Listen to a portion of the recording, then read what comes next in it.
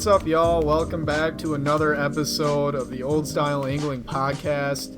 It's a beautiful Sunday here in Wisconsin. We had beautiful weather this weekend throughout essentially the entire state. We had a little bit of rain yesterday, but it wasn't too bad. And I really hope you guys were able to get out and enjoy the great weather we've been having here and catch some fish.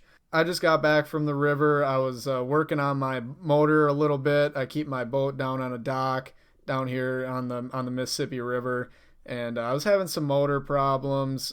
What I think it is a bad coil in the motor, so got to order a new one of those, and hopefully it'll be back running pretty soon. But didn't get out to do a whole lot of fishing today, unfortunately. You know, it's always nice to spend some time on the river, no matter what you're doing, even if you're messing around with a boat motor.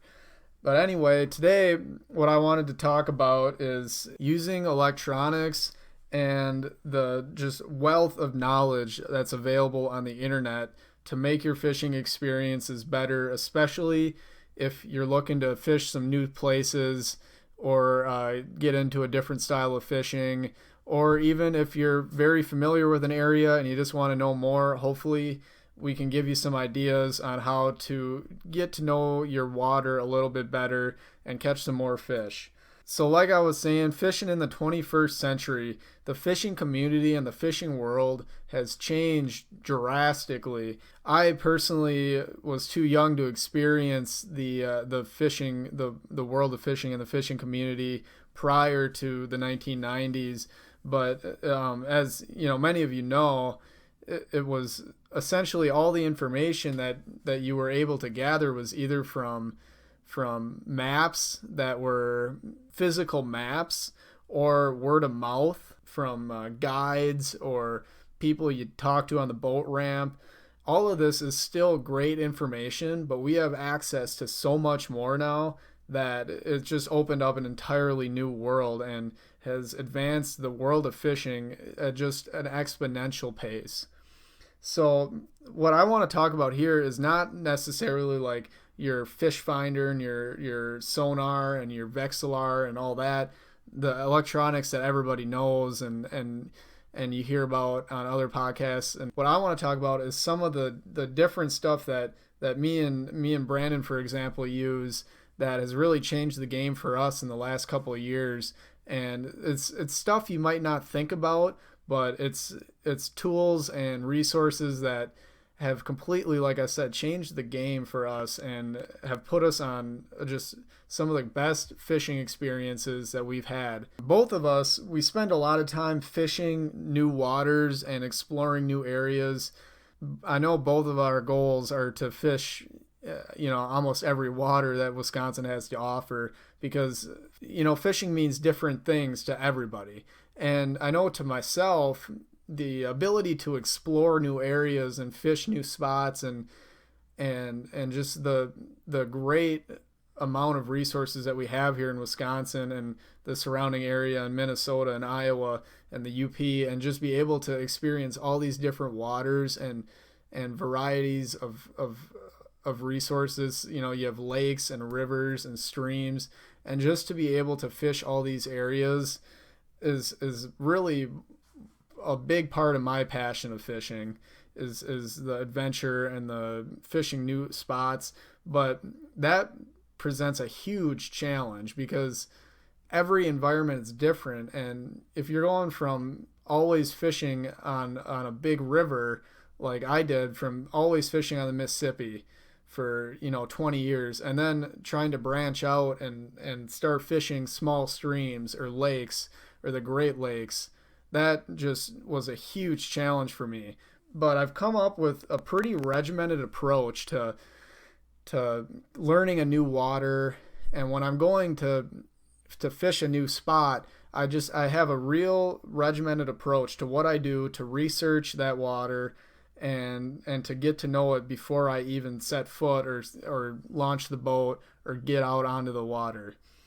Like I said, I want to know the water before I get out onto it, with enough familiarity to where I would be able to tell, okay, this area, will have this kind of habitat, and this area will have this kind of habitat, And this time of year, the fish are going to be schooling up in deeper water and basins, stuff like that. Not, oh, I know there's a stump over here like you would on your local water, but enough to know not only the where the fish might be, but also the risks. Just from a safety standpoint, that's another big thing, to researching a water before you get on it, and make sure you're doing everything safely. The first thing I always do if I'm going on a trip somewhere to a new water, or even to somewhere that I've been before, is go on Facebook or LakeLink. And Facebook and LakeLink, both from Facebook groups and from LakeLink, you're able to find out, okay, are the fish biting here? What are people catching? Because Facebook is a great platform to spread knowledge and be able to connect with other anglers, but man, it is also equally just as toxic, and it's tough. I don't think that you can hardly post anything without getting a negative comment from somebody, or it's tough. And it's a really frustrating thing. And I know I've talked to a lot of people about this, and everybody has their own opinions on it. But Facebook is a great tool. Facebook groups in particular, they're a great tool to connect with other fishermen. And I've met tons of cool people on Facebook groups, and I think there's some really good ones within the state of Wisconsin that are specific to certain areas that I fish a lot and I'm a part of. But there's always just a lot of quote unquote drama going on within these groups, and it's one of my big pet peeves, is just observing this for so long. And I think there really needs to be just a overall overarching rules and etiquette that you should follow when you're using Facebook. But it's just not possible when you have so many different personalities that are in one group. It's obviously there's going to be some problems that will crop up here and there, but like I said, it's a great platform to share knowledge and be able to see what other people are doing, and if they're catching them and if they're not catching them as well. But it's a great tool, and I'm looking at it like a hawk months before a big trip, or if I'm going somewhere for the weekend, I'll check out a group that is part of the surrounding area. So like I said, Facebook, LakeLink, great resources, especially if it's a very popular area that you're going to. There's definitely going to be some information out there, some recent information, more importantly, on the spot. So another thing that I do, this is more for ice fishing or walleye fishing open water, or catfishing open water, or even muskie fishing open water, more of your warm water species. I kind of separate this into trout fishing and fishing for everything else. So fishing for everything else, what I'd like to do is look at bathymetric maps of the lake or river that I'm looking at fishing, and where I find these maps, almost all of them are available through the Navionics app, which I use religiously. We used to use CMAP, which is another application, but that has changed a little bit, so we've switched to Navionics, and it's a great app, and it has great maps and great coverage for the entire state of Wisconsin. The only spot that I've found some discrepancies in the bathymetric maps is in some of the backwaters of the Mississippi. They're not covered entirely, which is a little frustrating, but it's tough when you're dealing with a huge body of water like that, and especially a river that's so dynamic and always changing. It's hard to get a good bathymetric map of an area like that. And just to be clear, when I say bathymetric map, it's essentially a topographic map of a water. So you can see the depths changing throughout the waterway, and that's just by far one of the most important things in finding fish is being able to identify spots on a map and be able to tell, okay, here's a point here at this time of year, or here's a wing dam here at this time of year. The walleyes are going to be on wing dams, and just being able to identify spots using a map is such an important skill that is not something that comes easily, but it's a very important skill in being able to fish new waters and have success on these waters. And the Navionics app is a great resource to be able to let you sharpen that skill or use that skill if you already have it. And one of the nice things about the app is that you can see where you are when you're looking at it. So I have my smartphone pulled up when I'm walking out on the ice, for example. Let's say I'm fishing on a reservoir, and I want to find an old river channel. I can walk, directionally to the spot that I see on my phone and say, okay, here's 25-foot line, and I'll drill a line, of holes, and there you go. You got your drop off and your little area that you want to focus on, because okay, this time of year the fish have moved into this channel. So that's an important thing to be able to do to find success in new areas. Something else that I've done that I've found to be helpful in fishing new waters, especially smaller lakes, the DNR, the Wisconsin DNR has great information on almost all of the inland lakes in Wisconsin, and you can find maps on the DNR website that you can print off if you want, or screenshot, take a picture of, and use when you're out fishing. And I found these to be really helpful when I'm fishing a smaller body of water, a smaller lake. And so that's really helped me in that area, and that's another resource that I've found to be really helpful. I'm going to kind of switch directions here and talk more on the trout fishing side of things. And where I want to start with that is this DNR Open Data Portal. If you go online and you're looking for this application, all you have to do is search Wisconsin DNR Open Data Portal, and the first thing that comes up is the link to the homepage for this Open Data Portal. And when you get to the homepage, you scroll down and you find Public Access Mapping Application, and you hit launch. Now this is probably my favorite tool for fishing. I just can't say enough about this mapping software.